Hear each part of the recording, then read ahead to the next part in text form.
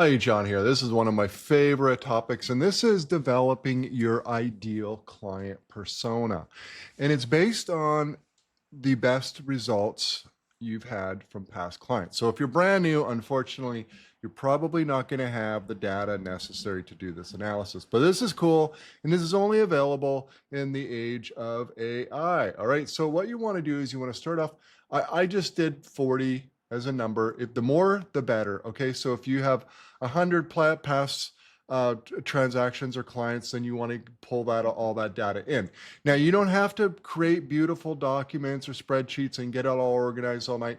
Like if you have it all in a CRM or something, you just export it into a spreadsheet or a Word document. I put them all in a Word document here, and I'll show you the amount of detail. The more detail, the better, but you don't need tons and tons of it, okay? So what we're doing here is we're creating a database of the outcomes and the various attributes of each individual client. We're assigning dollar value to it and some other, obviously there's going to be some subjective aspects of it. For instance, like referrals. Have they sent you referrals? Okay, well, if they have, that's great. Will they? That's subjective. We don't really know. We're making a best guess, okay? So here's the info you want to gather on your past clients. Are they a buyer or seller? Like you seriously want to find out, like, should you be focusing on building a buyer agency or a seller or do both? I mean, you don't really know, but you definitely want to distinguish between that. Property type. You want to list out the different property types for each of the transactions. Value of the transaction is a big one. Demographics, age, gender, education. Now, often, obviously if you're dealing with families or married couple, this could be both. If you had only dealings with one person there and the other person wasn't involved, then I guess you could select a gender. The job or career, vocation or education background, socioeconomic status. Psychographics is a great one. Do you have best success with first-time home buyers, downsizers, luxury home buyers, single-family investor, etc. Lifestyle. Is this, and you can add to this list, like, big time. It really depends on your region. Are there trails? Is there shopping? I mean, it's really going to depend on what your region offers buyers and sellers. Interests, this is less important, but I think this is kind of an interesting thing to add because, it might help your marketing messaging if you have a particular affinity or things that have worked out really well with clients who have a particular interest or hobby or that sort of thing. And now this is something probably a lot of agents aren't tracking, and I strongly recommend you start tracking, okay? And this is your revenue per hour. There's a lot of great time tracking apps out there. You can just throw it on your phone. And when you're doing anything for a particular client, just track the time. If you're driving to a showing, if you're on the phone, or if you sent 3 texts with them that day, you can obviously just estimate, like 8 minutes or 12 minutes or whatever. And this is not for billing purposes. You're not going to invoice your client or anything. This is for you to track, really get your numbers in order and see what your profit per hour is for the different types of transactions. This is invaluable information for this entire process. And it's invaluable if you actually really want to run it like an agent or like a business, okay? All right, and this is a good one too. If you have a certain number of profiles of past clients who happen to send you good referrals consistently, that's something to keep in mind. This could potentially trump this, right? Like you're probably going to look at this number and be like, yeah, this is obviously the most important, the be all and end all. Unless you already know, hey, listen, I like to just work with a particular client. I don't really care if it's the most lucrative. I'm just going to spend my time with it because that's what I enjoy. And I get that. Like, for instance, maybe generally speaking, there's more money in focusing on getting listings than representing sellers. I mean, that's just normal. Okay. But maybe you like working with buyers just because you're a people person. You enjoy spending time with the people and going out and trying to find them the perfect home. And that's fulfilling to you. And you're willing to forsake some money for that. Then by all means, focus on your buyers. And in which case, then what you might do is just pull buyer transaction and not worry about seller, because if you really what you want is a buyer-based agency business, then do that and focus on that, right? You don't have to go by this number or this number. You kind of build this analysis in a way that is, you already know which direction you want to go. This should just tighten it in terms of, hey, I love buyers, I love working with buyers, but I'm curious which buyers have been the best bang for my buck? What have I been able to do the best for uh, in terms of my time? Because obviously some buyers can be a huge time suck, right? And those are the ones you want to avoid. The showing 100 houses and it's a $300,000 transaction. I mean, you're not going to make a lot of money on something like that. Okay, so this is what you want to do. You could add more here. This isn't like this is it. If there's some other attributes or features of clients that you want to include, by all means, the more you add, the better the analysis that AI can do. All right, so I ended up with 40 different buyers. I just said this was in Texas, and so we've got, it's just kind of random. I actually just created a whole bunch of different situations, and this is the information that I got, okay, for each one. And there's 40 of them here. All right, it's kind of random. All right, so then what I did is I take all of this data, and I said, again, it can be in a spreadsheet, it can be in a note document. It doesn't matter how you present this. This is just for internal. This is not something you're going to publish or send in an email. This is for your own analysis. So what we do is we take all of this info, the 40 buyers, or hopefully you have more. If you have 100, great. You really want to drill down. If you haven't tracked the revenue, well, that's a little difficult because you're not really going to get some real numbers. But what you might do is go through and, to the best of your memory, be like, okay, well, I think I spent 20 hours with that person. My commission was X, and you have to do it best. And I really strongly recommend going forward to track that number. Okay, so we've copied that. We're going to go to ChatGPT. I haven't even done this yet. I'm doing this live based on this and just see how it goes. There's our numbers. We're going to submit that. And then we're also going to do Claude. I uploaded it here. I always do work both Claude and ChatGPT. They're the standout top AI platforms. They're the platforms that most other, if you go buy like a software as a service and it says it's AI and it does something specific, they're usually piggybacking off the APIs of the code of Claude and or ChatGPT. All right, let's let that run and let's see what we got here. All right, I've gone through all. I mean, it's so fast, right? Here's your ideal. And remember, this is all fictional. This is my situation. This does not mean that if you're in Texas, this is the way to go. You really want to look at your own past transactions, okay? Here we go. Client type, seller of luxury home estate, high-end properties. Okay, well, this is probably not a surprise. Most realtors want to get into the high-end stuff. So if maybe listen, like I know the numbers on a transaction basis for luxury is really good, but at the end of the day, in my area, there's actually not a lot of luxury transactions. You may exclude those from the data set, right? Like you also kind of have to use your brain here. Don't just blindly let AI tell you. Be like, okay, well, yeah, my luxury transactions generated by far the best money per hour. It was enjoyable. I dealt with really nice people. Everything went smoothly. The financing was never an issue. Okay, these are all things that make luxury such an attractive sub niche in this. But you got to be realistic. Are you going to be able to land those clients? And if not, or if you didn't really like the experience, even though it was lucrative, then you want to exclude those from your data set and then pull, say, single family or single person or retirement looking to downsize or whatever, right? Then you want to drill down that way. Okay, so you can definitely play around with the data to basically serve what you already know is sort of the direction you want to go. But anyways, I didn't do that. So we got luxury.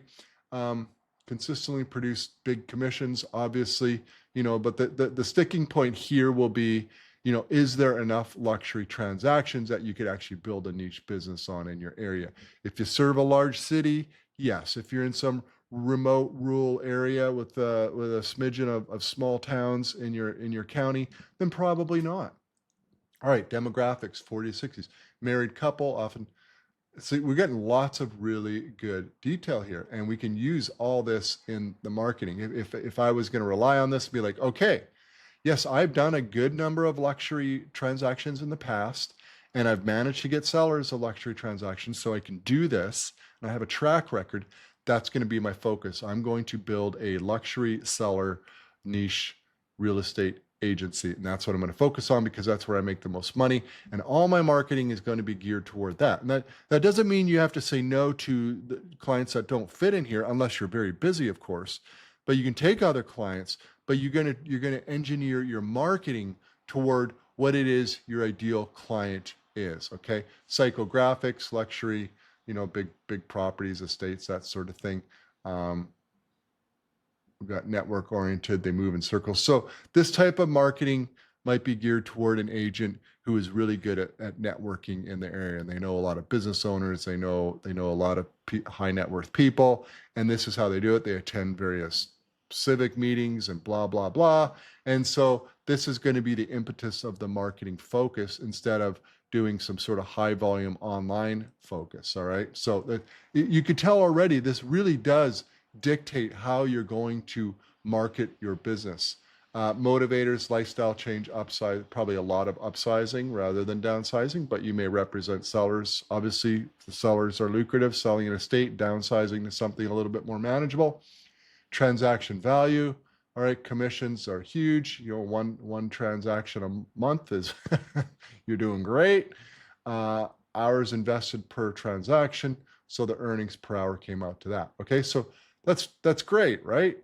This is, I mean, that's the dream. Obviously, this ended up being skewed in like best case scenario. Lifestyle, suburban, gated communities, ranch estates, or high-rise condos, no surprise there. Lifestyle, not a big surprise there.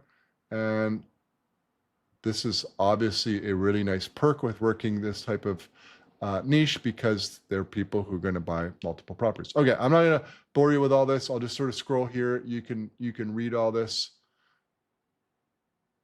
yourself. Pause the video, and there we go. All right, so here's our one-liner. Affluent mid-40s, 60 couples, executive doctor entrepreneurs buying or selling 2 to 4 estate or high-end condo, lifestyle-driven. There we go. So now you have to gear your marketing toward that. So why don't we do this, okay?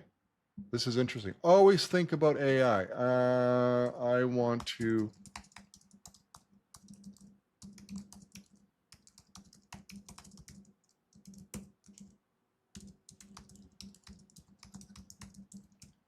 Okay, while that's doing that, let's see what Claude suggested.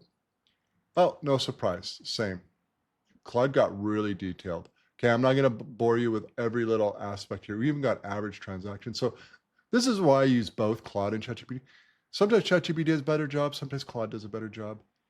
Looking like Claude really, really drilled down here and did a really nice analysis. So you can see here, nothing's really different than ChatGPT generally, just a little bit better detail. You can read all that.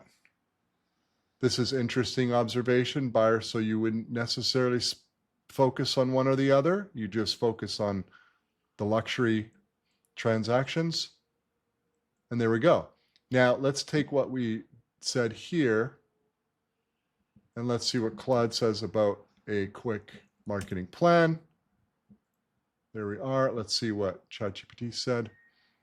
Brand voice, authoritative messaging, emphasis, legacy, lifestyle, exclusivity, sleek, minimalist, black gold design. Yeah, I've seen that in a lot of the luxury materials. Networking, attend. Okay, see, I'm not entirely wrong here. We're talking about attending networking events, partner with various people who also work with and are in contact with high net worth people. Referral concierge, that's an interesting idea. Digital presence, it's going to be all geared toward the luxury stuff. So you can see that.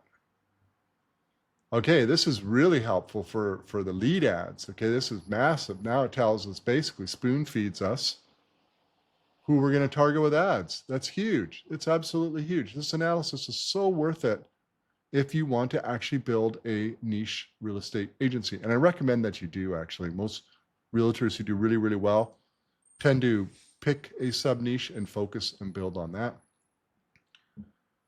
Even tells us how to sort of nurture and build relationships with our prospects, and content strategy, exclusive neighborhood videos. That's cool, like a mini documentaries. Now this is not an easy thing to produce. That's costly, so that would be an upfront investment.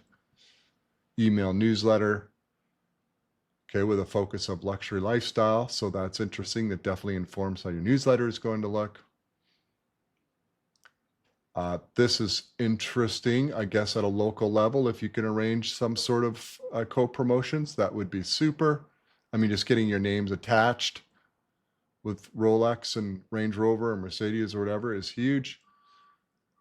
Oh yeah, this is something you definitely want to pay attention to. You know, what is it that you can do? I mean, you're making an enormous commissions with these, right? Your hourly is super lucrative.